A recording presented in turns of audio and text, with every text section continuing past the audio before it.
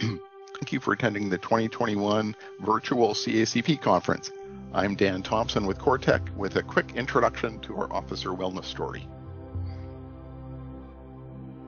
In 2 minutes or less, I'll explain who Quartech is and then segue into Dr. Jablonski's presentation, along with Garth Strandberg's review of our vision solution for using data to support officer wellness. Quartech is an IT solutions and consulting firm started in Western Canada over 35 years ago. We continue to expand into jurisdictions across Canada and the US. We have a strong focus on law enforcement as well as courts and corrections and other public sector. If you want to remember 3 or 4 things we do vision, officer wellness and reform, which you'll hear a little bit about today, data walk, enterprise crime analysis and reporting, Microsoft Dynamics 365 in public sector and public safety, and a broad range of heavy-duty IT consulting services. The following video was recorded for the IACP Virtual Tech Conference in May 2021. I hope you enjoy it. Please look through our other handouts in the booth, and please ping me if you have any questions or you would like some follow-up. Thank you. Good day, everyone. Glad you chose to join our virtual topic today, using data to support officer wellness. My name is Mike Zane, and I'm the Vice President of Sales for Quartech Justice Solutions here in the U.S.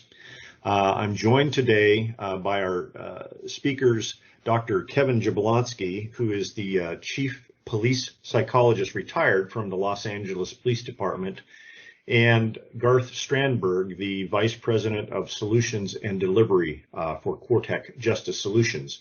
So again, thanks for being with us today. I'm going to hand this off to Dr. Jablonski to get us started. Dr. Jablonski. Thank you, Mike, and thank you for joining us for our presentation. You know, first I want to start with a little bit of a story from a couple thousand years ago. There were these 5 blind men. They were walking in the jungle down in South India, and they came across an object, and one blind man put his hands out and he felt what was in front of him, and he said, it's thick and rough. It must be a tree. The second blind man, he was feeling this object, and he said to himself, well, it seems to be a brush, like a paintbrush. The third blind man was feeling another part of the object, and he said, this feels sharp and long, like a spear. And the fourth blind man said, you know, as he stood there in the jungle being fanned by a cool breeze, he said, you know, this must be a fan of some sort. And finally, the fifth blind man says to himself as he's touching this object, this feels like some sort of hose. It's long and it's thin and it's flexible. And of course, this is a parable. So parables are simple stories designed to make a point. And in reality, most of you probably heard this story about the 5 blind men and the elephant. And the point that I want to start off with is that it's so important that when we're talking about health and wellness issues, that we don't look too closely or finely at just one component of health or wellness, that we have to get the big picture. And it's critical when it comes to health, just as it was for the 5 blind men, to have a big picture perspective on health and on wellness. And getting the big picture is something that every culture has a story about. For us, in fact, on our next slide, I'll show you, we have the saying, missing the forest through the trees.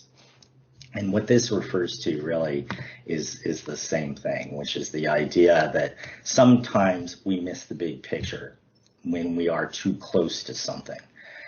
You might think, well, what's the relevance of this to health issues? And that is because my experience with 25 years at LAPD and many years consulting with other law enforcement agencies throughout the country is that, in fact, we often attend to those things which are right in front of us, those things that arise unexpectedly, for example, an officer suicide, but we don't necessarily look and see the whole big picture.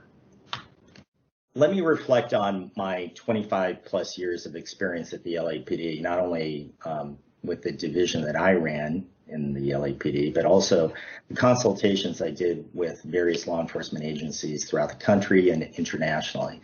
The LAPD has the longest serving internal psychological services division of, it's been 52 years, and I was there half that time. It consisted of some 22 employees, 15 of whom were law enforcement psychologists, a CACP drug and alcohol counselor, a nutritionist, admin staff. We oversaw the 400 plus strong peer support program. At one point in time, the chaplaincy program, which is now at about 70 plus chaplains.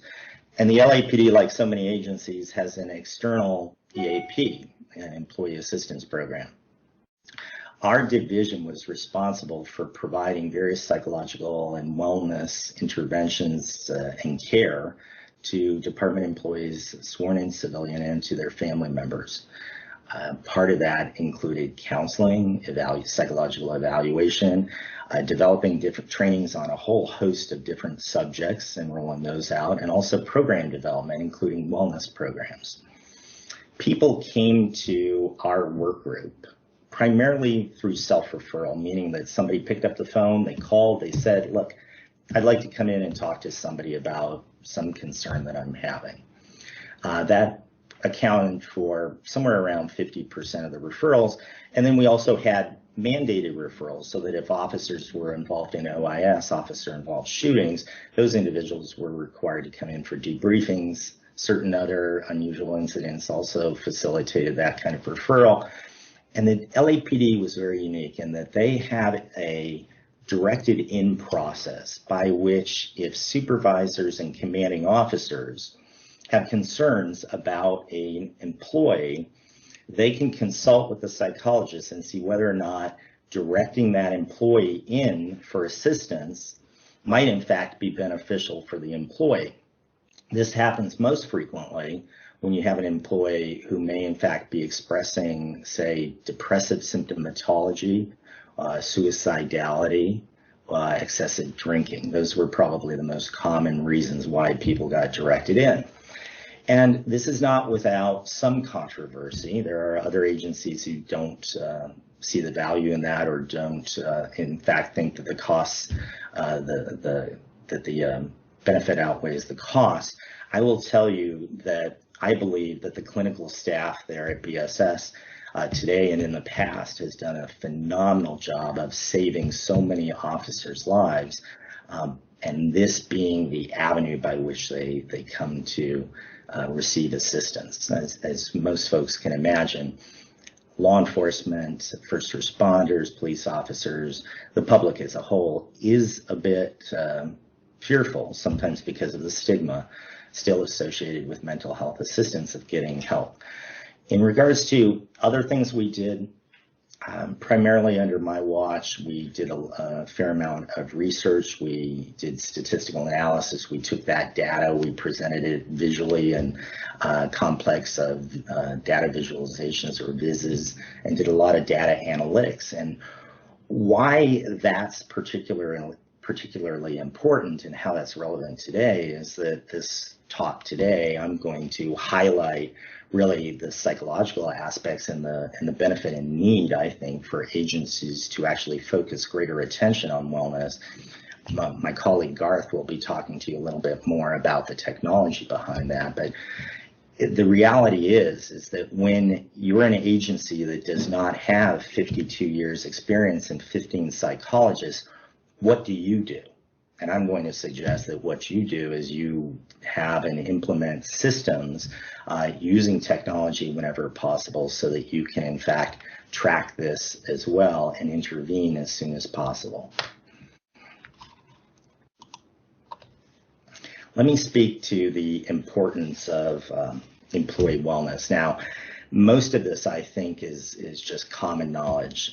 Some of it may not be, but clearly, first and foremost in our focus has got to be the physical, mental well-being of our officers and our civilian employees, and that is we want them healthy. We want them as free from disease as possible. This past year, we certainly have wanted to protect them and have them take steps to protect themselves from COVID. We want them practicing good health behaviors so that they, in fact, when policing is already so dangerous, that they survive, that they thrive, that they go on to retirement and they live long, healthy lives. The other things that often are overlooked and maybe a little less tangible, or maybe they take some time to develop and express themselves, is things such as morale. We know today there are many indications that morale in law enforcement is at one of the lowest points ever. We also know that with low morale comes burnout, cynicism, and with that, you have a retention problem and hence a deployment issue on your hands. Other aspects of wellness include officer safety issues. When you have healthy, flexible, limber, generally athletic, fit officers who are disease-free, they perform better. And in fact, they are less likely to be injured, whether it's in a grapple, whether it's in other more significant uses of force. And so this very much can be an officer safety issue. And as I mentioned, with the morale and cynicism and burnout, you have increased sick time usage or things that impact your deployment. Finally, the studies over the course of the 80s and 90s in non-law enforcement agencies pretty much clearly indicated that investments in wellness for organizations, including law enforcement agencies, do pay off. There's a good ROI, a good return on your investment. The estimates are on a low end of about 2.5% up to a high of 8%. And what that means is for every dollar that an agency invests in their wellness program, their health promotion practices, they see that $3, $5, $8 return, not necessarily in the first year, but typically 2 years on. And then finally, and this is less studied, so I put a question mark there, and that is use of force practice. It's my experience, my personal experience, that in the course of the 25 years where I debriefed a few hundred police officers involved in shootings and other categorical uses of force, that those individuals who were most fit seemed to be less likely to engage in higher, more forceful uses of force, if you will. And part of that, I came to believe, is that if they felt that they had the physical efficacy to handle a situation in conjunction with the training that they got on de-escalation and other techniques, they might, in fact, being healthy, fit, well, use lower levels of use of force. However, this, I'm afraid, is not studied. Other aspects of health and wellness is the message behind a solid wellness program or health intervention on the part of an agency is, we care about you, we're sincere about this, we appreciate the work that you do, we honor you, and you're a valued employee. And when you have valued and appreciated employees, you have a direct impact on work performance, on the work product. They make better decisions, they have less work-related stress, less burnout, cynicism that I already mentioned, lower staff turnover, and then as a work group, there are arguments to be made that it improves team cohesiveness, team performance, and the individual's leadership abilities. So let me speak to the importance of these issues and really hammer this home with some statistics. 1 in 10 police officers sworn, in fact, have signs of post-traumatic stress. Half of those are estimated to have diagnosable PTSD. The same number is estimated to have depression, not just feeling depressed, but actually depression in the course of 12 months. 6 in 10 officers show early signs to moderate development of coronary artery disease or coronary heart disease in the course of their careers, while 40% of officers, according to numerous studies, are now obese. And that same number, or almost that same number, 35 to 40% of officers in studies misuse alcohol on a monthly basis. Finally, 1/2 of those individuals sworn in the course of their career will suffer an IOD or work-related injury that will have some permanent consequence. And finally, the most significant number or statistic up here is really 5 times. 4 to 5 times the number of officers will die at their own hand by suicide as compared to all law enforcement related violence itself.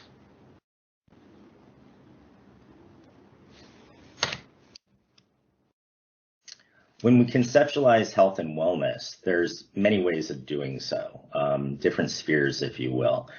I'm going to share with you, just for simplicity's sake, how I've done so. You take it or leave it. You know, you might have fewer or even more categories. But first and foremost in most people's mind is physical health. That is not only strength building exercises, resistance training, it includes aerobic training, and it also includes those wellness behaviors that are in service of promoting good physical and mental health, such as annual physical checkups, and following doctor's orders and going to the dentist regularly and things of that sort.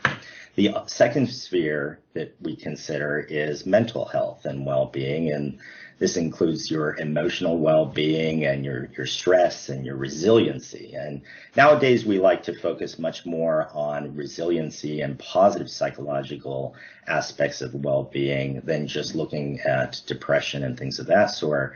But when it comes to first responders, we're always concerned about addressing depressed mood and anxiety and preventing these from progressing to more significant issues.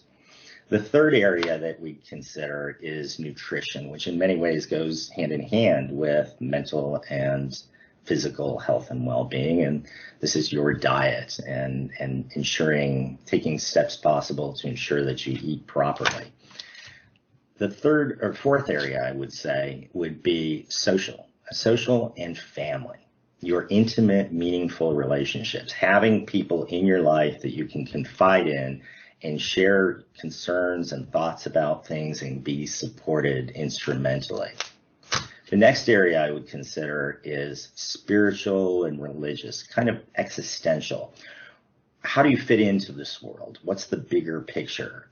For first responders, for police officers and deputies, this generally isn't an issue. In fact, I found most folks to really have kind of this altruistic service to the community, and that's part of the nature of the job that you do.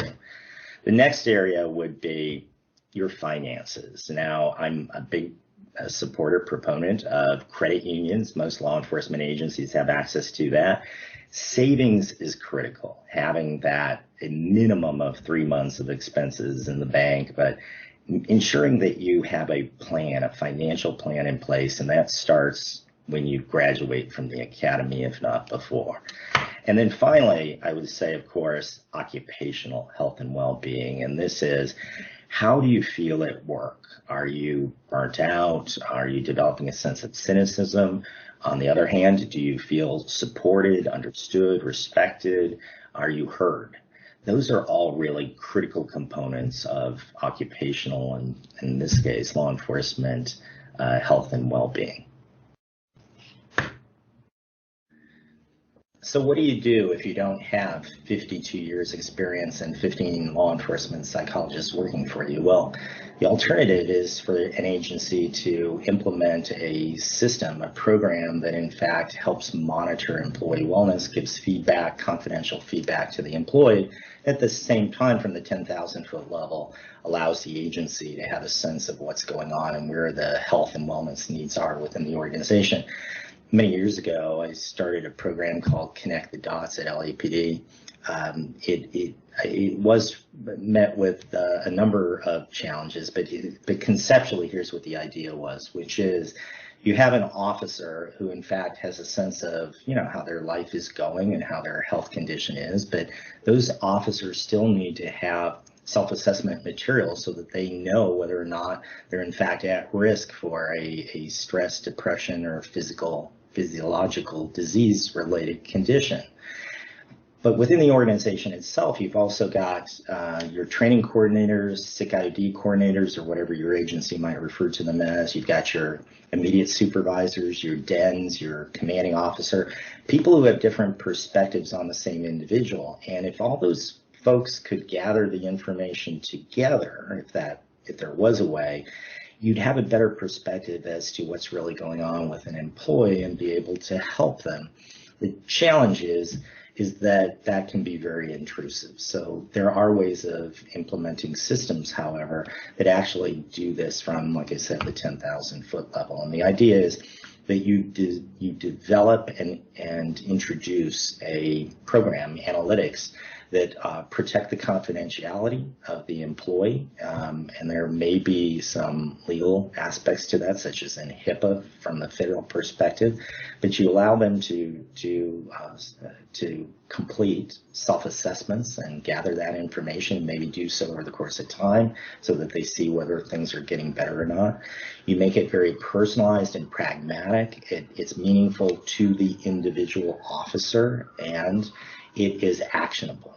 And the organization itself should also look at their policies, procedures, and practices to see whether or not they contribute in some way to the employee's well-being. Sleep is particularly critical in the health and well-being and in the life expectancy of an officer. We know that chronic sleep deprivation leads to chromosomal changes that reduce life expectancy.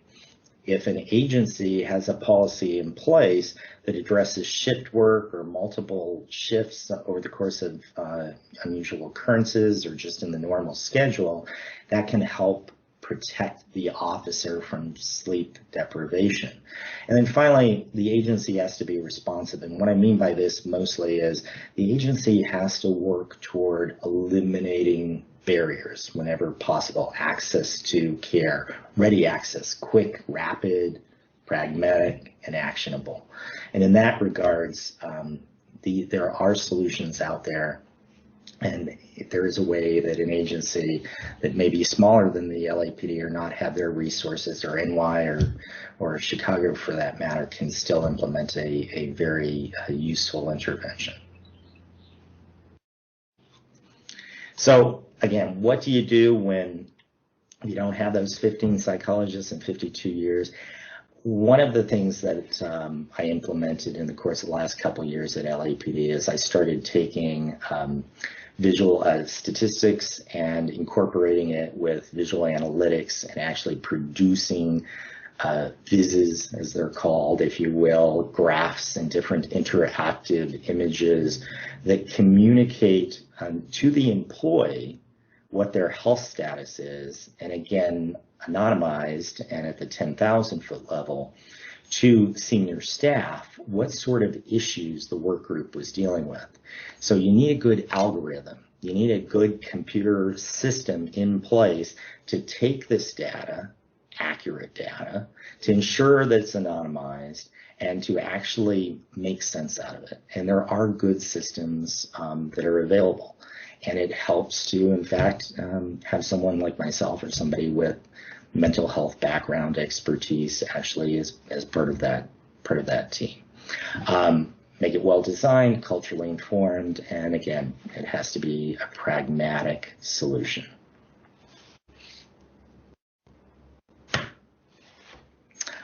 Thank you very much for your attention. I appreciate the opportunity to share this with you. And Mike, let me turn it back over to you.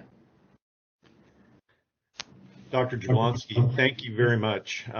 Very good information. Now I'd like to turn it over to my colleague, Garth Strandberg, who again is our Vice President of Solutions and Delivery for Quartech Justice Solutions. Garth, take it away. Thank you, Mike, and good afternoon, everyone. Operational data does have value for officer wellness, and we see it on 4 distinct levels. Firstly, with most early intervention systems, we see officers being compared against a cohort or peers with a similar assignment. This gives the ability to see if officers are outside the norm given their duty assignment. We've identified that if you, rather than look at your peers, but to look at oneself over time, there's indicators and the ability to see operational data in the context that could impact wellness, especially if they look back their history and see trends in operational data, such as, whether the stresses impacting mental health are increasing or decreasing. Officers have the ability to see everything from sick time, overtime, high trauma calls, as well as general operational activity. Secondly, officers can complete anonymous self-assessments by completing a set of standardized questions, typically between 18 and 22.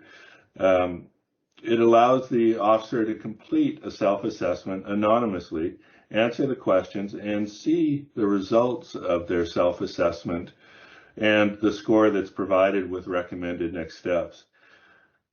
They also have the ability to download the results, and again, the individual remains anonymous through the entire process.